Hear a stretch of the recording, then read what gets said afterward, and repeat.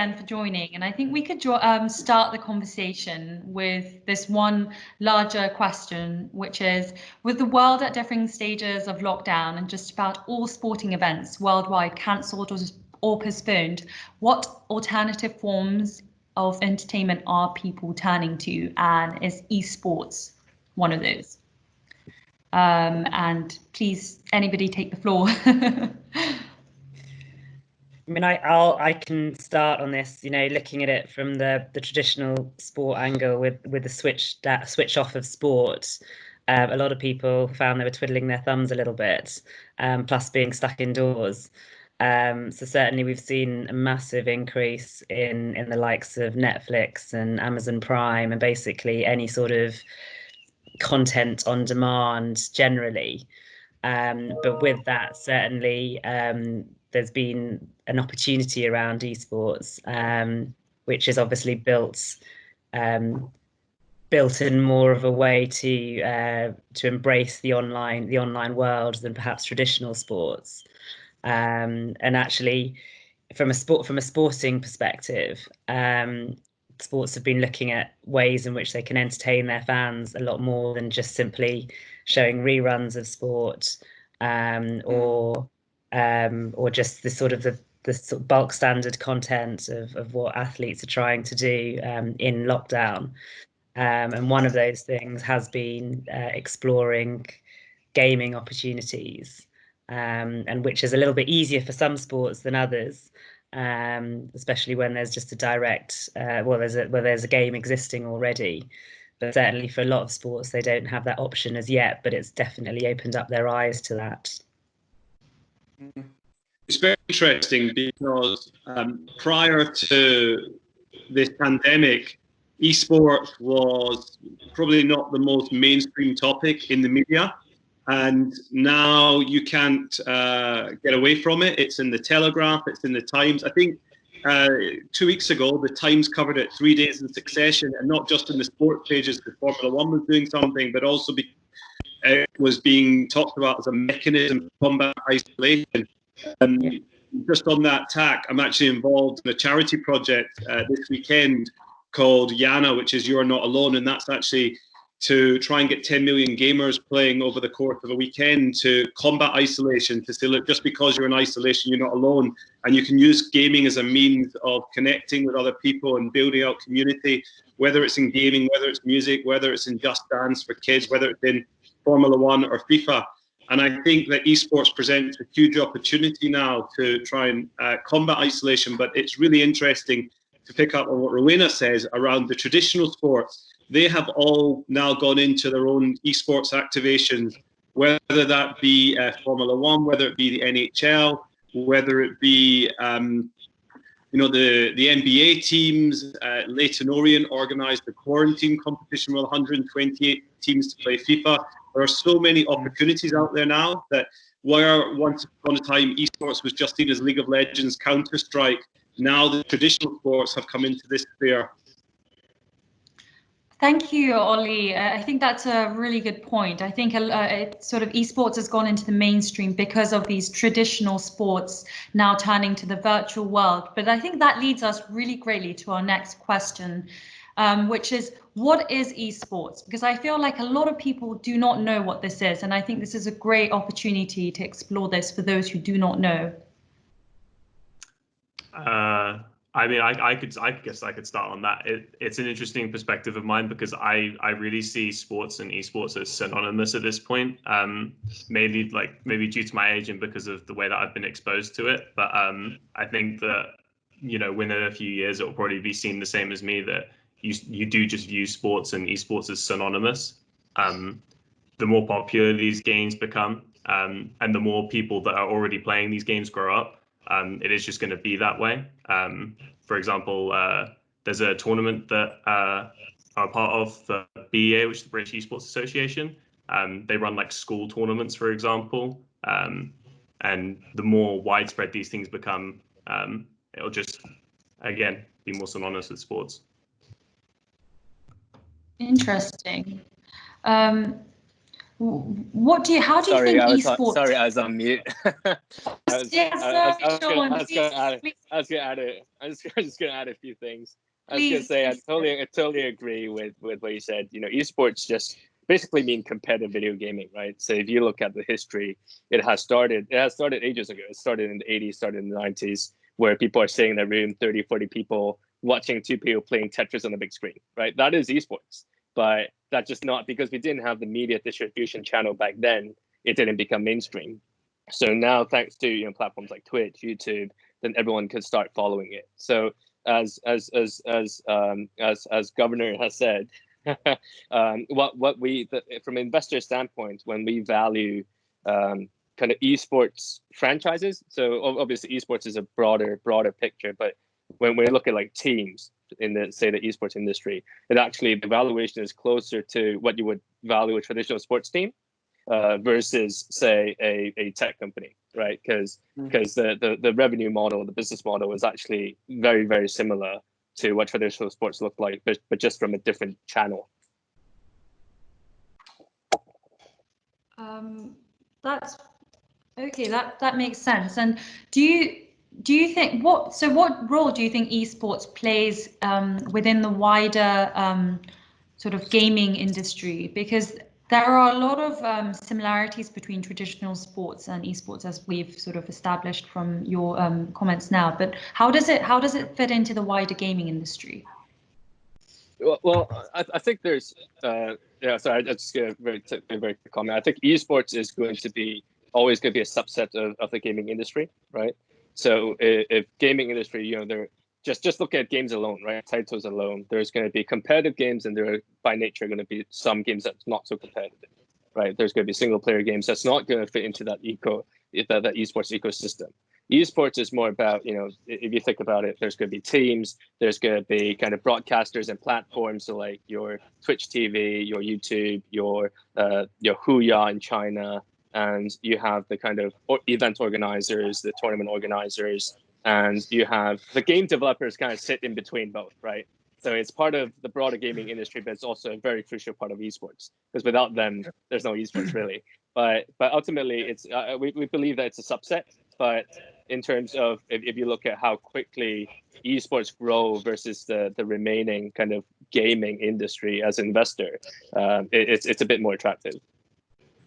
I always assumed that esports would fall into the same role as normal sports. So if we think about something like football, if we think about the Premier League is essentially, other than a rich person's playground, it's obviously a massive advertising stream for a whole bunch of super large companies. So if you're someone like Nike, for example, you don't make money giving kits to the Chelsea team or to whatever team it is you're representing that year.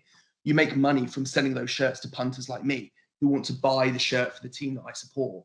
So actually, I always imagined esports fitting within the gaming sector very similar to the way that normal sports fit within normal society, in that actually what it is, it's a massive advertising for, if we look at people like Samsung Blue and Samsung White in South Korea as the two of the major teams are in South Korea. That's just a massive advertising channel for Samsung. That's all it is. It's not anything that's particularly productive for them or anything that's particular. It's just a massive advertising channel.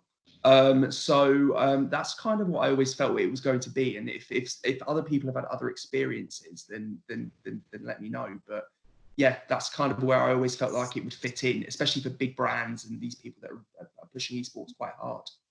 So from that, do you think that given there's a distinction between the teams and then also I suppose the software leading sort of the ecosystem of esports, do you feel the teams and the sponsorships and the media rights are sort of where the cash will be and where the investments will roll in? Or do you think, there will be investment also within the sort of software enabling the ecosystem, whether it's helping the teams communicate, coach, or other platforms like streaming platforms, for instance?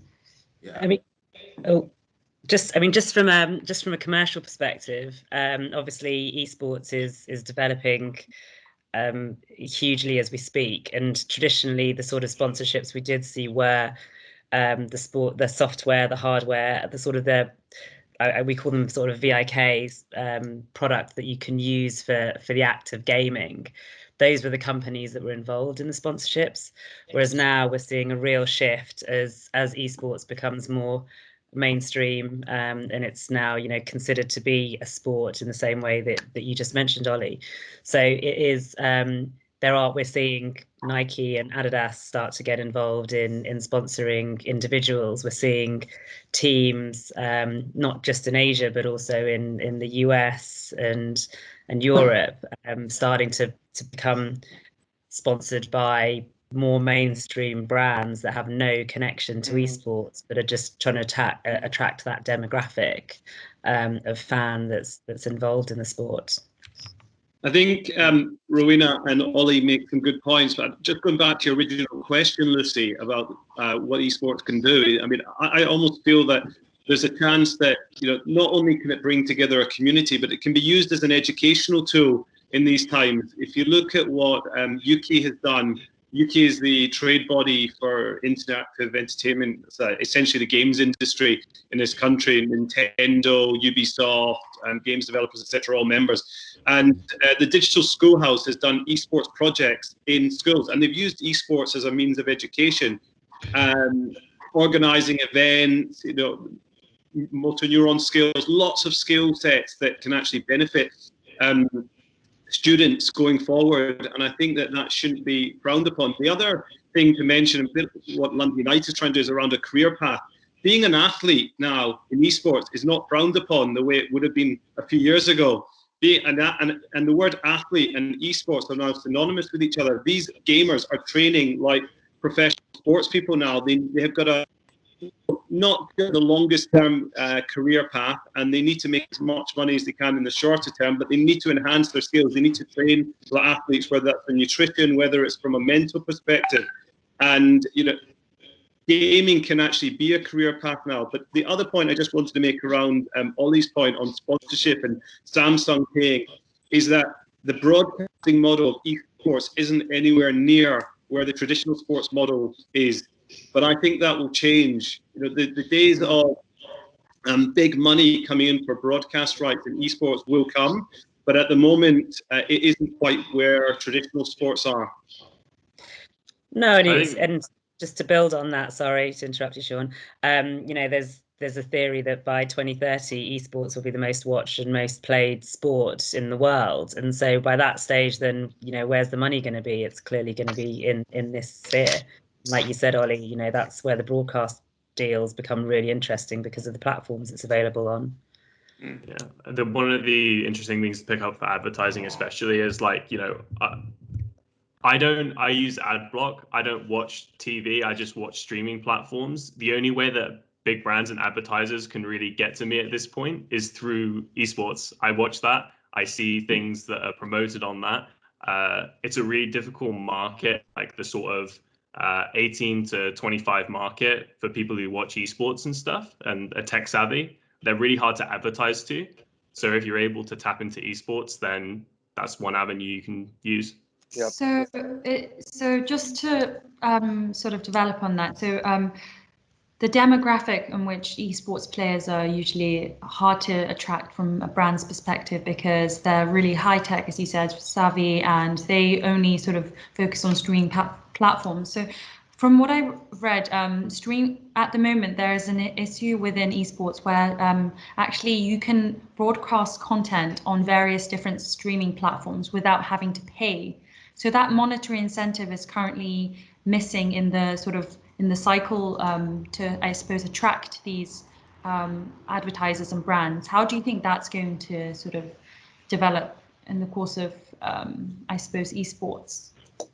Well, that goes back to a little bit sort of the point about the evolution of the industry and about as broadcasters come on board and start paying for rights for these things, then they're going to be including monitoring requirements and agreements, and then that's when we're going to start to see these monitoring aspects come in. While it's sort of free for all at the moment, and you know, a lot of people are using Twitch really as the main sort of platform. There's no need to monitor it, but I think when people start paying for rights, then that's going to change. I think one of the important. Sorry, go on. Sorry, I was just gonna say, for the longest time, Twitch was the only game in town, right? But now you have YouTube gaming trying to get more market share, Facebook gaming trying to get more market share, and now you got Mixer obviously in the picture as well, spending a lot of money trying to get exclusive deal with streamers, and it's only the beginning, I believe. So if you look at traditional sports revenue models, right, media rights is a very big part of it. So if I'm Manchester United and I'm in the UEFA Champions League, and I get actually a lot of that trickle back down to the teams. So one of our portfolio company, Talent Esports, right, is a team that operates in Asia around 7 different titles. And what it does is, whenever you're in a franchise, for example, if you're with League of Legends, sign a deal with Garena, sign a deal with Riot Games, there's always a clause saying, whatever streaming rights that they get in the future as part of that streaming contract, broadcasting contract, it will trickle down to teams. Of course, if you're a big team like TSM or Cloud9, you get a bigger cut. But if you're a smaller team, then obviously the split is going to be a little bit worse. But either way, I think for the broader ecosystem, that media part is a very important factor in terms of how it's going to drive monetization. I think this is a really important point to address when it comes to esports, and I don't think it's addressed necessarily enough. I think one of the big drivers of early esports is accessibility. So it's accessibility through free to watch platforms like YouTube, like Twitch, things like that.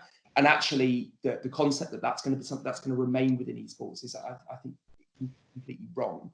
I think part of the problems that we're going to find in the future with esports is that if you look at, I mean, obviously based in the UK, if you look at the biggest sport in the UK, the biggest sport in the UK is football, easily by a massive margin. Now, there was a time when football was very, very accessible. It was accessible through the BBC, and it was free to watch for everyone on a Saturday afternoon. And then that changed. That went to Sky, it went to BT, it went to all these other small platforms that sort of popped up in the noughties. And effectively, football became a lot less accessible. It became a lot less accessible to people who wanted to watch it, because effectively they had to pay for these packages in order to access it. Now, I think the evolution of the esports industry is going to happen a lot quicker than it did with football. I think rather than be a 30-year process in which football becomes heavily monetized, back it was in the early 90s in the UK, and really the UK is still the bastion for expensive football, for very wealthy football, being the Premier League. I think with esports, it's going to evolve a lot more quickly, because people have realised the amount of money that's involved with advertising rights and with media rights, because they're using these traditional sports as an example. I think the only thing that will... Sorry, Yeah. carry on. No, go on, carry on. Yeah, sorry. The only thing that will sort of hit back at that is that I think that esports fans will be a lot more resistant to it, especially if it all comes at once. Disagree. We're so used to having everything for free all the time, and right now it's so much easier to get things for free. Even if they did end up putting up paywalls, a lot of people will find ways around that. People do it for sports right now. If you look at the esports demographic, a lot of people are really big fans of football as well, but they don't pay for streaming packages. They go and watch illegal streams. I totally agree with you, and there will always be a way around it. But actually, I don't think the idea that esports fans are particularly more resistant than football fans. If you look at football fans are fanatic, right? Especially if you're talking about big clubs in the UK, Celtics, Liverpool's, Everton's, Man United's. They've got big fanatic fan bases, and yet there's always going to be a way around, and yet people can always use, especially this younger generation as well. Whether you're a football fan or whether you're an esports fan, there's a level of tech literacy that's relatively consistent between a lot of people. And I think there's always going to be people that can use illegal streaming, but I don't think that as a collective that you're going to be able to resist the input from the big media, from the big advertisers, the big media players, because the reality is that for your players there is just too much money. They want that to happen because they want to be earning what the footballers earn. They don't want to be earning what I earn, or they don't want to be earning what anyone else earns. They want to be earning what the footballers earn, and the media is far too attractive. Ollie, I think that is a great point. I just wondered, from your perspective, how do you think that then influences the appetite for investment? Where do VCs or other investors stand in this? So I'd be really interested to hear Sean's interpretation of this, because I know he invests a lot more in this sort of space. My interpretation is that I'm not particularly interested in franchising teams, and the key reason is that I kind of see them the same way as I would see modern sports teams, in that they're a little bit of a money pit. I can imagine sort of paying, you know, reasonable valuations for early stage teams, and then them just needing more and more and more cash, and not generating any real profitability or any real revenue, and actually never going to be worth what we want them to be worth as a VC investment. I think there's a very interesting argument for the esports tech or gaming tech as a wider group. And again, I think the reason that we haven't flurried particularly into it is because at the moment we're still trying to see where the land lies, mainly because of the advent of cloud gaming, and then the move from Google Stadia into cloud gaming, and now sort of the follow up from Sony and from Microsoft through their console plays, and then attaching a cloud gaming element to their consoles. So I think we're still trying to see a little bit where the land's going to lie at the end of it all. But Sean, I'd be really interested in your opinion. Yeah. Or you know a lot more than I do about the space. Yeah, I think from our perspective is in the beginning when you look at the public markets as an investor trying to find ways to get involved in esports, right? There's basically no way, right? All they're going to look at is Tencent. All they're going to look at is Activision, right? These are the only public possible venues for you to get involved in esports, in that sense, right? In the public space. So all of the kind of pure play esports opportunities really lie private. So obviously there's a few franchise that actually got listed on TSX. So funny enough, I don't know why, but the Canadian market seems to be quite receptive for esports team franchises going listed on TSX Ventures or TSX. So over the last year, we've seen like FaZe Clan getting listed. We've seen Luminosity going through. And in Canada, there's a lot of demand there, seems like, for teams. So, but I agree with you. For teams, it's very important to be diligent in terms of what you look at.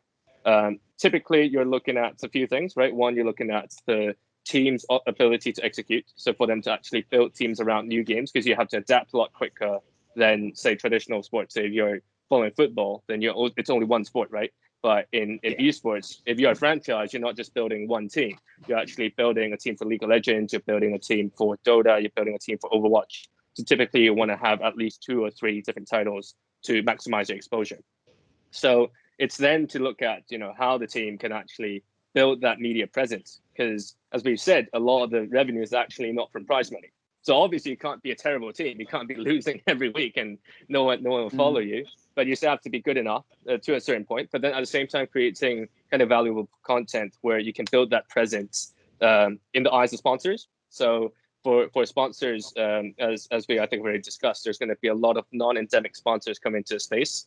Where traditionally, if you talk to say Intel or you talk to Razer or one of these companies, which is like endemic sponsors, when they give you a sponsor deal, it's going to be 20% cash and 80% products, right? And how much CPU do I actually need? Right. So, but in reality, when non-endemic brands come in, most of the deal will be cash. So that counts as revenue. So, and what they really look at is your media presence. How much advertising value do you actually have?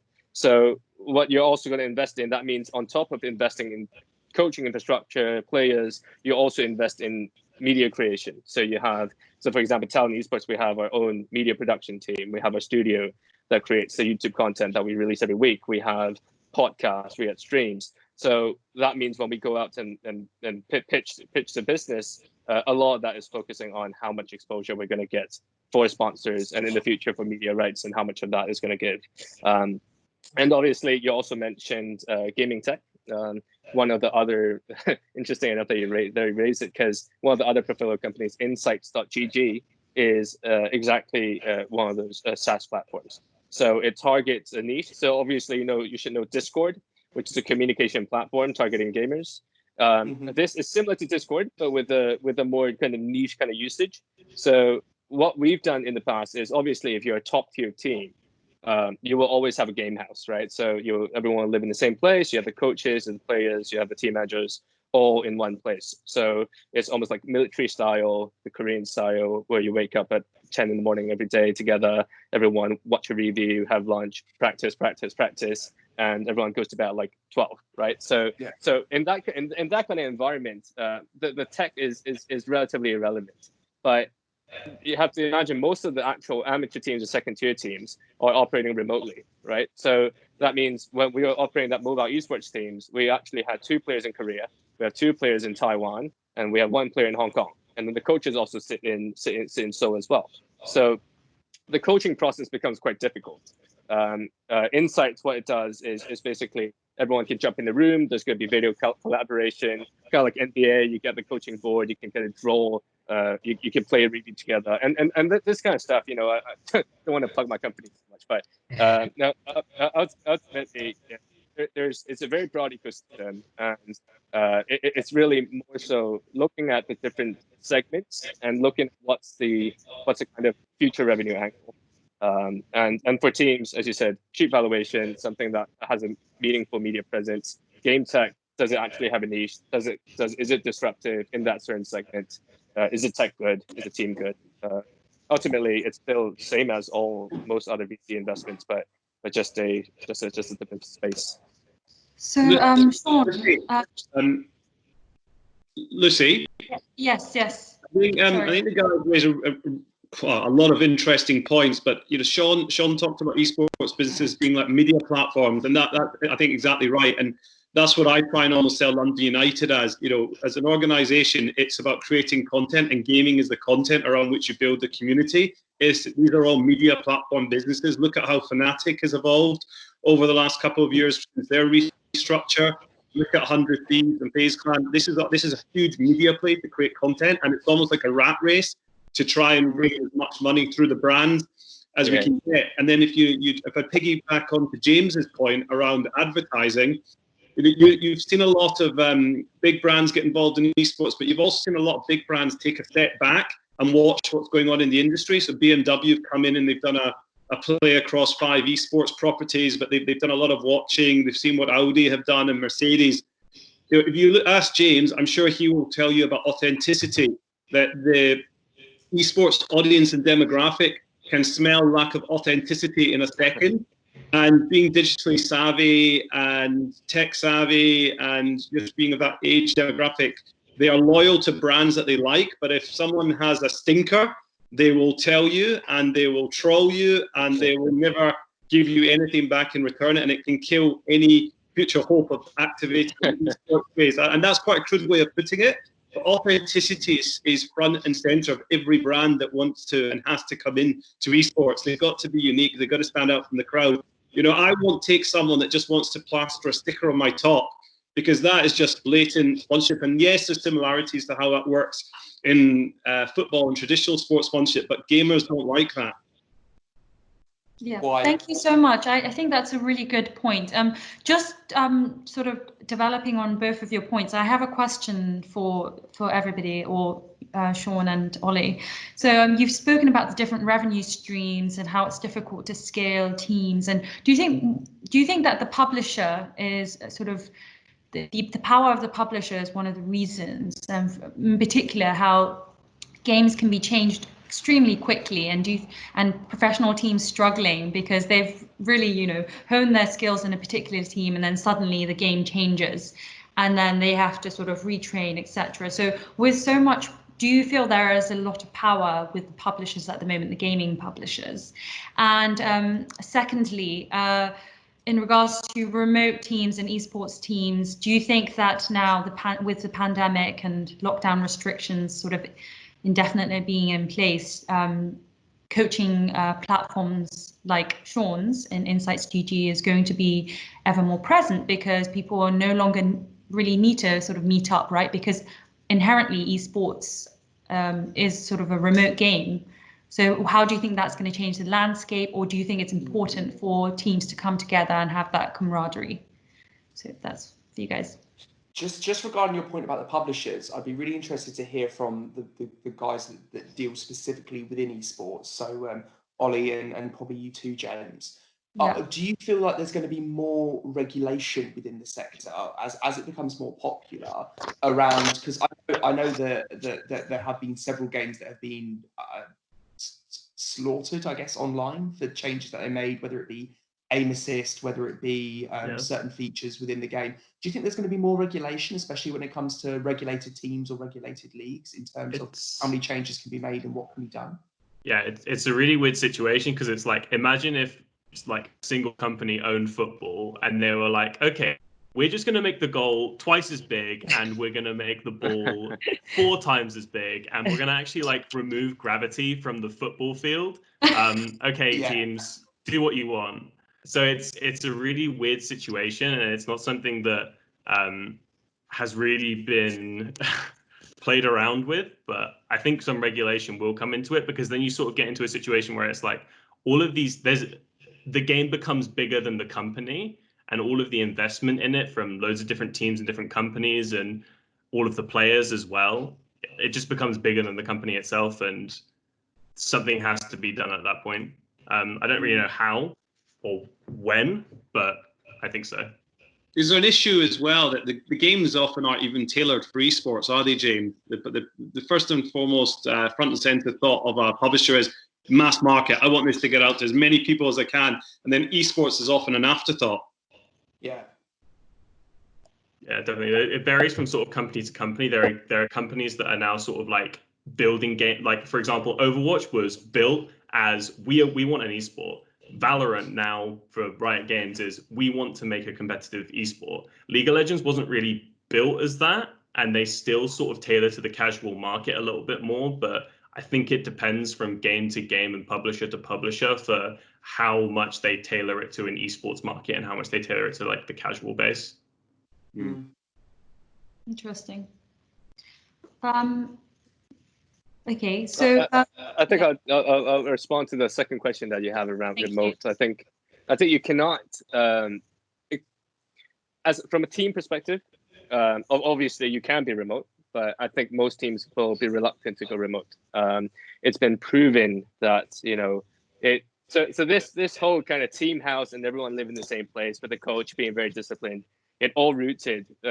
James, you can correct me if I'm wrong, but I believe it rooted from the very early stages of the Korean kind of esports training model, right? So it's very much a very disciplined thing. It's almost like rooted from the Korean military model, right? So everyone live in the same place, and everyone has to be disciplined. So you can't skip training. You have to. And in Korean culture is, it's very important to respect, who's above you. So that means if you have a Korean coach and you're the players, you actually have to respect it, no matter if the coach is right or wrong, but you're following his orders anyways. So, but that's what makes the Korean teams and Chinese teams. So Chinese teams right now are mostly following also the Korean model, and that's the kind of golden standard for all coaching right now. But that's why I make teams so competitive, is because they're super disciplined and they have they basically operate like military. So that's why if you're completely remote, I mean I think we've all been working remotely for the past like month or two now, and the level of discipline is probably going to go down. So as teams goes, I think they will never go fully remote, at least in the near future. They will still have to be in the same place. I'll be interested to know if you think that's actually a good model, because I know South Korea especially has had a huge amount of problems with game addiction and with suicide linked to game addiction. And they've had a couple of famous players who have committed suicide on the back of game addiction as well, and the back of pressure and stress. So do we think that's actually legitimately, we can call it we can call it a successful model, because obviously South Korean teams, from what I understand, are pretty dominant, especially in certain games, League of Legends and things like that. And esports is probably one of the biggest countries, if not the biggest country in the world for esports, if we're talking about population, right? But do we think it's actually a successful model, or do we think there's a better way to do it? And if there is a better way to do it, do we think that we as a UK, European, Western collective, whatever it might be deemed to be, could be the pioneers of that route? And again, this is probably a question more for Ollie and James, because obviously, Ollie, you with London United, what do you find? I'll let Ollie answer first. I was deferring to you, James. Oh, okay, yeah, that's no, sorry, I didn't hear you. Sorry. I mean, like, I saw it, especially when I was looking to go pro. It's not a fun lifestyle. Like, you have to put yourself through hell to get anywhere near like being that good, and it's not a good choice. It's a shame that it's like that, but I can't see any sort of way that you're gonna stop that from happening. You talk about, like, as a sort of the West, we can sort of come with this new attitude of being a bit more relaxed about it. There have been good case studies that suggest that might work, but in general, it hasn't really panned out in the end. And what are you going to do? Like restrict these teams, tell them you can't do this, you can't do that, and I don't think that anyone would be very happy with that. Yeah. We ran a competition on Friday, Saturday.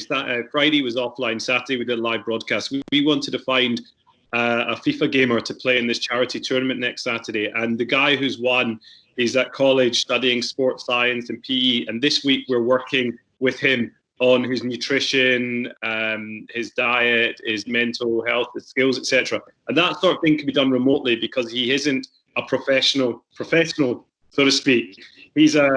We're trying to help him play a bit more professionally than he was yesterday. So that model works. But I think as soon as you're into the franchises and the Overwatch leagues, etc., you've got to, I think the fact that these gamers need to align, coalesce, and be collegiate is really important. And it's going to be interesting how the businesses evolve around this period. So that's really interesting. And I think that you guys raise really important questions. And I think I want to sort of shift the conversation into sort of what are the attitude differences. And I think we've really explored this, right? In Asia, where the market's really strong, and let's say in comparison to the US, where the market is also very strong. In the UK, obviously, there's a very small sort of market at present. And then also, how do we tie that into education? Because now in America, we see actually esports scholarships going off to prospective college students. So now esports is slowly integrating into the education system, where it's creating opportunities and whatnot. And so how is that impacting actually these military attitudes? Is there an emphasis on health, or is that something that is quite impossible with the nature of the game? And what do we need to do to sort of help this? I think at the top end that health and all those other aspects are very much ingrained in the pro teams. I think the messaging has got to be distilled from a much earlier stage. I use the word grassroots a lot, but I've got kids. I've got a young boy who wants to play FIFA all the time. And I'm telling him, no, you can't play FIFA all the time because it's important that you're getting out and exercising. And, just because it's raining doesn't mean you can game all the time. Gaming can be used as a form of education. We referenced that earlier. But I think education around gaming, and there's a lot of stigma and myths attached to gaming. You've heard it described as digital cocaine as an example. I think there's a lot of responsibility on the parents of kids of a younger age to ensure that they regulate how much they game and tell them that just because you're gaming doesn't mean you don't exercise and you've got to look after your body. And then as we start to run these competitions, it's important that those elements continue to be educated upon. That's what I'm trying to do with London United. Everyone that comes through our doors needs to understand the importance of looking after the body and mental health. And that's why we're trying to align with societal benefits. So I think it's really responsibility that needs to be taken upon those in the industry. Otherwise, government and the media will continue to unbath a lot of the myths around gaming. Yeah, I think from my perspective is that if you look at even professional teams, or as you said, embedding this esports into school curriculum in colleges, right? So it's the same as traditional sport. It depends on how you structure it, right? So say within a professional team, like in Talent, and I've seen other like TSM and all these other teams, they actually within the daily schedule, although it's military, there's a lot of practicing and gaming, but they also have sessions where 2 hours a day or 1 hour a day you have to exercise. They manage your nutrition. They manage what kind of food that you're eating to make sure they're in good health, and because that's also a very important part of that. And same for schools. If I enroll in a U.S. college right now, obviously I don't have the physique for it, but if I enroll in a basketball program, or enroll in a kind of football, American football program as an athlete, right? I'm actually spending 80% of my time practicing and not really attending too much classes, right? So it's ultimately depends on how you structure that curriculum, right? If you have a good balance between how much time do you spend on practicing video games, how much time do you actually spend on sports psychology, how much time do you actually spend on academics. There's going to be a good balance that could be struck there. Just sorry to jump back in, following on in the university point. I think I've had about 3 conversations with universities over the last month around gaming and esports and how they can use it to attract students. Last year, I worked with Loughborough University on a marketing campaign around esports with students in Staffordshire. Now I'm talking to a variety of other universities, not just in this country, but in fact, I've got a US university that's interested in some crossover in trying to get British students to go there and vice versa. So it's really interesting that universities are looking at how they can attract using esports and gaming. And sorry, just to add to those points as well about, I think it kind of adds to the whole elevation of esports and into broader society, and this whole point about education and universities. And just to go back to what Ollie was saying before about the sort of responsible gaming angle, we are seeing a bit of a shift with, I mean, it's not so definitely not in the UK yet, but if you look at, I don't know if you saw recently, Japan made this big announcement about an investment in esports moving forwards. And that's twofold. That's to plug the post-Olympics gap. It's also to deal with the current pandemic, the fact that people are looking at esports and moving to gaming more. But also, you know, they've seen a societal benefit in relation to their aging population. You know, we talk about diversity issues and the fact that esports has this accessibility point. Actually, Japan have identified it as an opportunity to help their aging population, to keep them mentally alert, to stave off dementia. So I think that there is this element that governments are sort of looking more broadly at gaming as a sport and as having societal benefits in the same way that activity has benefits to our health aspects. And I'm curious, you know, I'd be interested, maybe Sean, if there is that attitude in South Korea and Hong Kong as well from the governments, actually saying let's take this on board and embrace it, because it is growing and it is huge, and how can we build awareness around the more health focused aspects and the education points that Japan is keen to do. I think in terms of how we see it here is Korea has always been an esports kind of regulatory body called used to called KESPA, but then it's been there's been a lot of political issues with it, and it looks it looks quite different now. But I'd say from looking from the inside, China and Korea in general are slightly behind on that. I have to say, the government hasn't really been driving too much of that kind of mental health or physical health campaign. It's mostly the teams doing it actually, and you know, making sure the well-being of the professional players. But if you're talking about gamers in general and the youth in general, China had done some kind of more extreme things in terms of limiting what the time. There's like a gaming curfew in China for the most part. So you can't really log in if you're under a certain age, because all the online accounts are linked to your kind of like social security code. So if you're under say 16, you can't log in to all the online games after 10 p.m. Right. Mm-hmm. So I think that's one of the measures, right? That's partially, and obviously they quite heavily censor what could be shown in games and what couldn't be. Korea is still very much that kind of go in, go hard, win all type mentality. So it's slightly less policies on that, I like to say. But I think there will be a change, though. I think that you know, it goes back to this whole point of the evolution of the sport, and as it becomes more mainstream, I think governments are going to have, and the same. I think it's the same in the UK, and it will be interesting to see if there is anything post this pandemic and everyone being locked in and being more. I had this conversation with my brother about his children. You know, the kids are gaming a lot. And I'm just saying, you know, are you going out and getting fresh air? Because that is also an important part of it. So if I'm thinking about gaming within popular culture, one of the things that I always think of, and again, my view's a little bit stand back compared to most of you, is I'm thinking about gaming franchises being set up by established teams. So I'm thinking about American football teams. I'm thinking about Man City, Wolves, groups that have set up their own esports group. And it's kind of weird for me because my background in sport is I kind of come from a traditional. So my dad worked in the Premier League, the Championship, and the SPL. He still works in the SPL actually, and he's more down the traditionalist route, where it's very much he's a football guy and he works in football and he likes football and he likes to kick a ball around a field and all that stuff. And and he wouldn't sort of go down the route of esports. So I'd be interested to hear, Rowena and Ollie, because of your experience with those sort of commercial sports, those, and I know, Ollie, you worked for the Premier League for a time. Are you seeing that movement towards establishing esports teams come from a younger generation of people involved with these clubs? Sorry, just to step in there first of all. I mean, it's a need actually, because yeah, you know, I'm an ex-athlete. I work in the industry because I believe in activity and the health aspects of sport as well.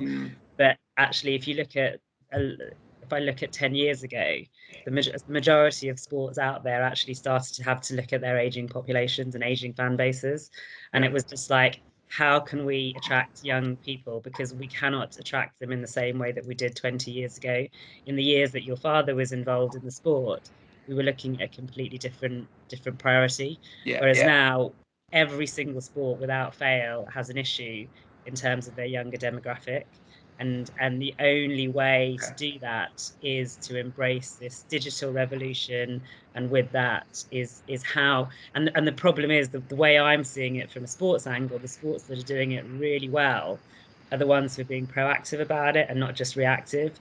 The ones who are just doing it because they have to are actually failing really, really badly. But the ones who've sort of taken steps already and have been separately building this as a shall I say, a revenue stream, as a direct consumer piece, are actually seeing progress. Yeah, I agree with that. I think I sort of differentiate the sports between those who, as Rowena says, feel they need to do it.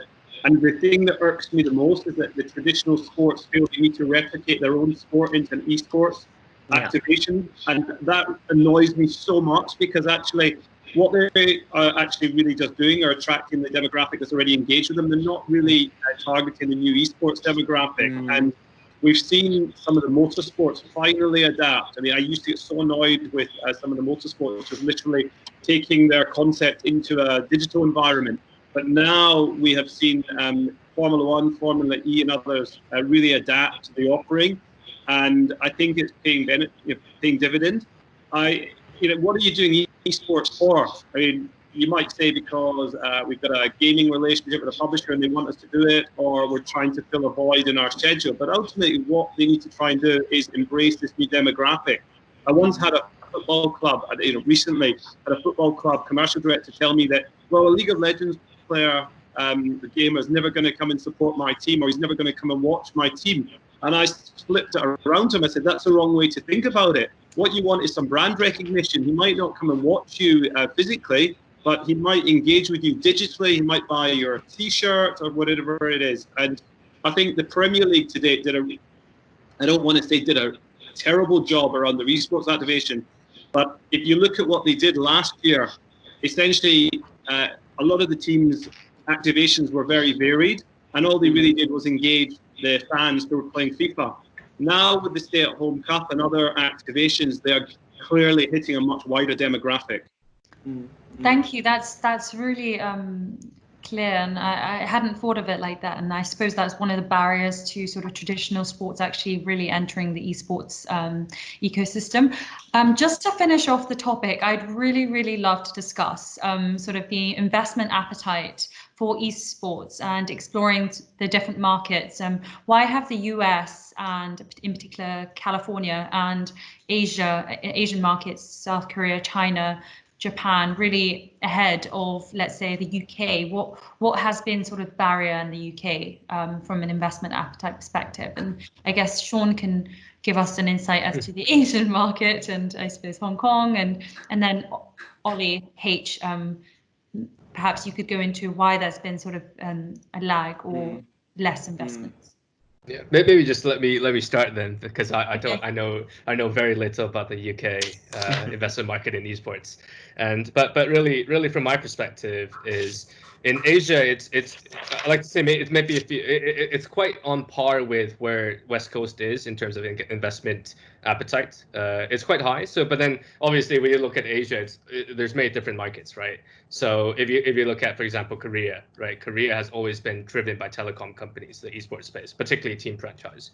So it's always driven by the Samsung, the SKT, there's a few others, right? And in China right now, when you look at the esports space, it's dominated by either ex-players or kind of wealthy second generation, kind of owning teams and owning franchises, investing in developers as a form of like trophy asset.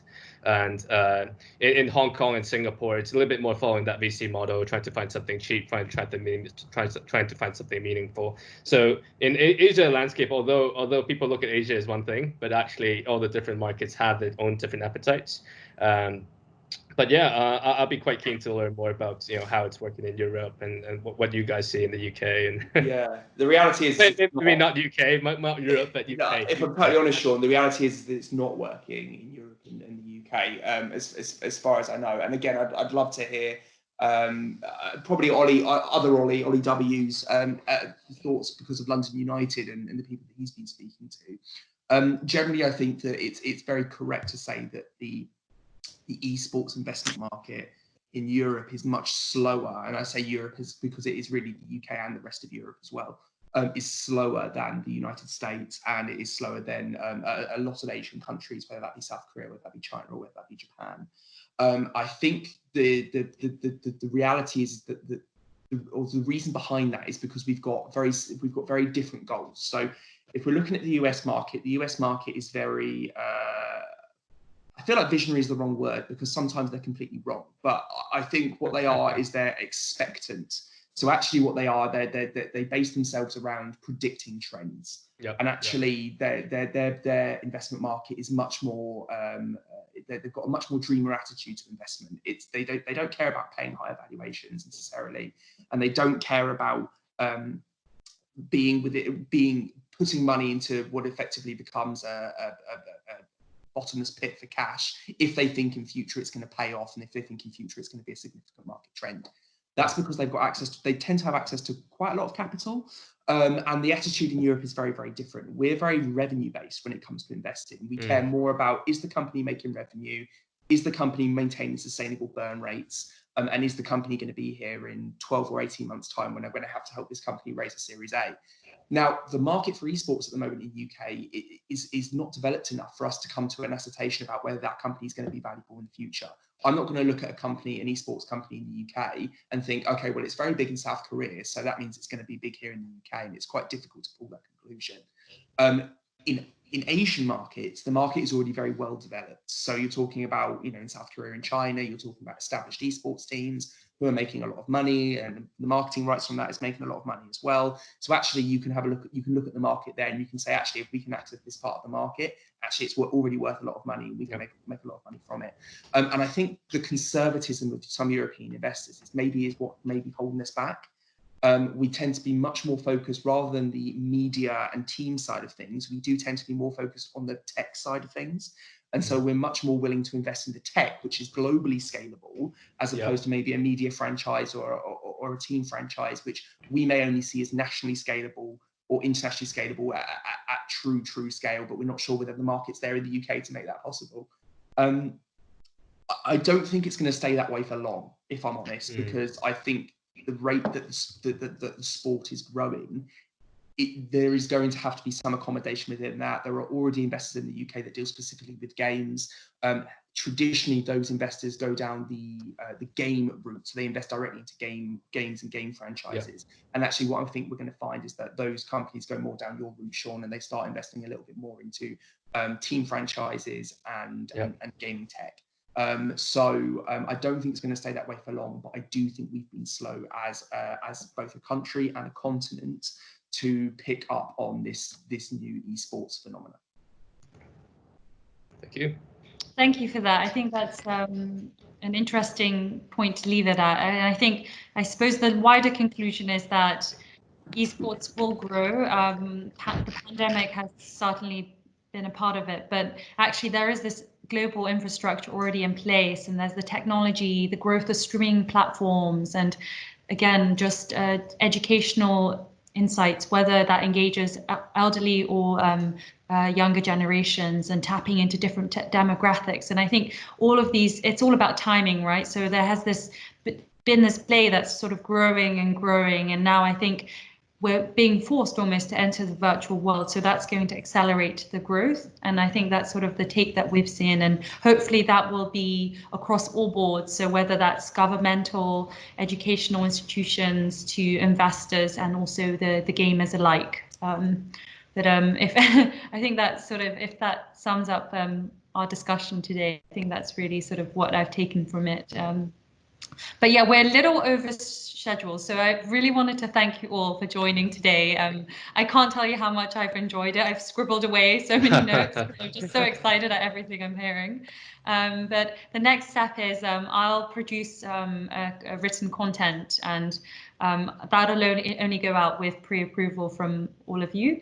And hopefully I'll be able to capture all of the interesting things we've explored. And I'll be in touch, really. So thank you all so much. And I hope that we all stay in touch as well. And please connect with one another. Sure. I think there's a lot of synergies. But did you guys enjoy it? Yeah, I love it. Yeah, It's it was great. great. I really enjoyed it. From my perspective, I've learned a lot about the esports market just listening into you guys. So thanks so much for that. Really great. Awesome. This is HLaw's first sort of, from what I understand, virtual panel. So hopefully there'll be more and in future. And just let me know if you'd like to do it again, or if there's anything else that you'd like to explore, because I think it's really awesome. And in this lockdown period, it's great to engage. And I don't know if you guys seen any other lawyers sort of holding virtual panels on various sectors or industries. No, but I'll be At the moment, my law firm. We need to be doing that. Yeah, at the moment, I'm just seeing loads of virtual panels on COVID-19, and to be honest, I don't even watch the news anymore because I'm bored. So I'm just kind of like, I'll sit at house, I'll stay at home until told otherwise. Done. Don't need to know anything else. I'm a lot luckier than you guys. In Hong Kong, the lockdown is not as serious as Europe. I can still go out to restaurants. I can still. But we had it since January, so you guys joined late. Yeah, we're a little bit behind. Yeah. Behind schedule. Awesome. I agree with you. I mean, I'm glad that we haven't really sort of focused on the pandemic so much in today's discussion, and we've really covered so much ground. And I think it's really important because we're focusing on a positive, a future growth, an industry that actually can bring us a community. So yeah, maybe we could do a follow-up. I don't know. Let's focus. I'm going to focus on the content, and I'd love to hear your sort of feedback, and we'll see how it goes. So thank you so much, everybody. Thanks so much, Lucy. Thanks for organising this, Lucy. Cheers, Lucy. Thanks very much. Bye. Bye, everyone. Bye.